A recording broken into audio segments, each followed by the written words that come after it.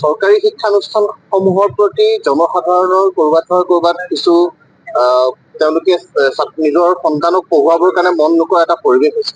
আমি চৰকাৰক ছাত্ৰ সন্থাই দীঘলীয়া সময় ধৰি দাবী উত্থাপন কৰিছে যে মাতৃভাষা মাধ্যমৰ যিসমূহ চৰকাৰী শিক্ষানুষ্ঠান তাৰ আন্তঃগাঁথনিৰ উন্নয়ন হ'ব লাগে। যুগ সাপেক্ষ কৰি যেতিয়ালৈকে শিক্ষানুষ্ঠানসমূহ গঢ়ি তোলা নহ'ব তেতিয়ালৈকে ছাত্ৰ ছাত্ৰীসকলক তালৈ পঠাবৰ কাৰণে অভিভাৱক অভিভাৱিকাসকল মানসিকভাৱে প্ৰস্তুত নহ'ব। চৰকাৰে চৰকাৰী খণ্ডৰ শিক্ষানুষ্ঠানৰ আন্তঃগাঁথনি উন্নয়নৰ বাবে বিশেষ পেকেজৰ ব্যৱস্থা কৰিব লাগে। অতি শেহতীয়াকৈ কিছু স্থানত ক'ৰবাত শিক্ষা বিদ্যালয়সমূহত অনুদান দিয়া প্ৰক্ৰিয়া আৰম্ভ হৈছে, কিন্তু এই প্ৰক্ৰিয়াটো খুব পৰিকল্পিতভাৱে প্ৰত্যেক জিলাত নিৰ্বাচিত অঞ্চলসমূহত ক'ত সেই শিক্ষানুষ্ঠানসমূহ ছাত্ৰ ছাত্ৰীয়ে ভৰপূৰ হৈ আছে আৰু ছাত্ৰ ছাত্ৰীসকলক কেনেকৈ আকৰ্ষিত কৰিব পাৰি বা তেওঁলোকক উৎসাহিত কৰিব পৰাকৈ কি পন্থা গ্ৰহণ কৰা উচিত, চৰকাৰে এক বিশেষ ব্যৱস্থা গ্ৰহণ কৰিব লাগে আৰু ব্যৱস্থাৱলীৰ মাজেৰে শিক্ষা খণ্ডখনক শক্তিশালী আন্তঃগাঁথনিৰ সৈতে গঢ়ি তুলিবৰ কাৰণে চৰকাৰে পদক্ষেপ গ্ৰহণ কৰা উচিত।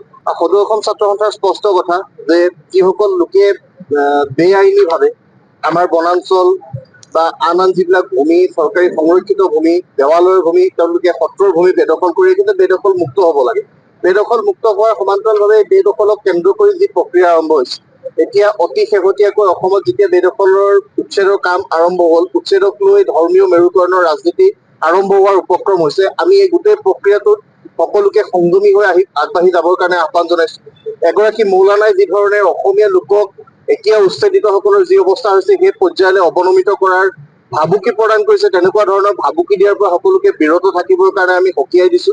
তাৰ লগে লগে চৰকাৰে উচ্ছেদ চলাই আছে। উচ্ছেদ চলোৱাৰ সমান্তৰালভাৱে চৰকাৰৰ এটা স্পষ্ট স্থিতি, চৰকাৰৰ এটা স্পষ্ট নীতি ৰাইজক অৱগত কৰিবৰ কাৰণে আমি চৰকাৰক দাবী জনাইছো যে তেওঁলোকে উচ্ছেদ কৰা যিসকল উচ্ছেদিত লোক, সেই লোকসকলক পৰৱৰ্তী পৰ্যায়ত কি কৰা হ'ব, তেওঁলোক যদি সঁচাকৈয়ে অবৈধ নাগৰিক হয় তেতিয়াহ'লে তেওঁলোকক কি ধৰণে তেওঁলোকে চিনাক্তকৰণ কৰি তেওঁলোকক ভাৰতবৰ্ষৰ পৰা আঁতৰাই পঠাবৰ কাৰণে প্ৰত্যৰ্পণ চুক্তি কৰে বা ডিটেনশ্যন কেম্পতে ৰাখে। গোটেই প্ৰক্ৰিয়াটো এটা সত্য শুদ্ধ ৰূপত মানুহৰ আগত উপস্থাপন কৰাটো আজি সময়ৰ আহ্বান, যিহেতু এই গোটেই প্ৰক্ৰিয়াটোক লৈ বিভিন্নজনে বিভিন্ন মন্তব্য কৰি আছে আৰু এই প্ৰক্ৰিয়াটোৱে যাতে কেতিয়াও সাম্প্ৰদায়িক ধৰ্মীয় মেৰুকৰণৰ সৃষ্টি কৰি আমাৰ মাজত থকা যিসমূহ আমাৰ সকলোৰে মাজত থকা আন্তৰিকতাপূৰ্ণ সম্পৰ্ক, এই সম্পৰ্কবোৰ যাতে বেয়া কৰিব নোৱাৰে তেনেকুৱা ধৰণৰ এটা প্ৰক্ৰিয়া চৰকাৰখনে গ্ৰহণ কৰা উচিত। কিন্তু স্পষ্ট কথা, উচ্ছেদ হ'ব লাগিব। অসমৰ ভূমিত কেৱল খিলঞ্জীয়াৰে অধিকাৰ থাকিব।